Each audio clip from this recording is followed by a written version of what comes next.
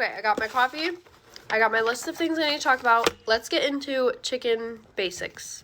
I'm gonna have to do at least 2 parts to this because I don't want it to be a super long video. So in this part, I'm gonna talk about the building itself, like the run and the coop, and then also the chicks or chickens. So we decided to build our own chicken coop and chicken run because we figured it would probably be cheaper than just building a already built one for the size that we went with.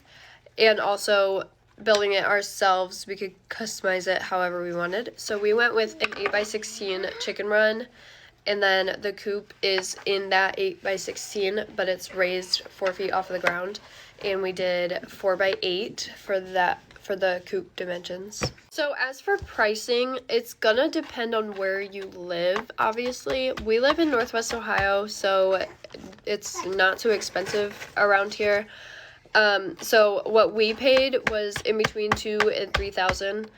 I didn't keep track, but I know it was definitely over $2,000. But like I said, it's gonna depend on where you live. So like if you live in California, it's probably gonna be more than just $2,000. As for getting the chicks or chickens, again, pricing depends on where you live. When we first started, we just got chicks from Tractor Supply. They were like $2 or $3 a piece, but one of them did die that same night. So I don't really suggest getting chicks from stores like that. I really prefer getting them from local breeders, which all of the chickens that I've gotten since then have been from local breeders. But starting out, it's nice to just go down the road to your local Tractor Supply and get some chicks, so I understand that. Depending on where you live and where you get them from, chicks are going to be between like $2 and $15. They definitely could be over $15, but the ones that we have looked into online and in stores and from breeders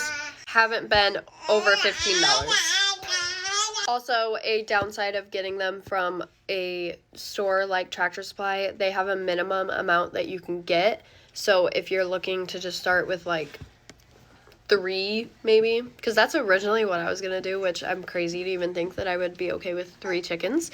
But if you wanted to start out with a really small amount, then a local breeder is definitely the way to go. In the next part, I'm going to talk about food, treats, and bedding. So if you're interested in that, then go to part 2.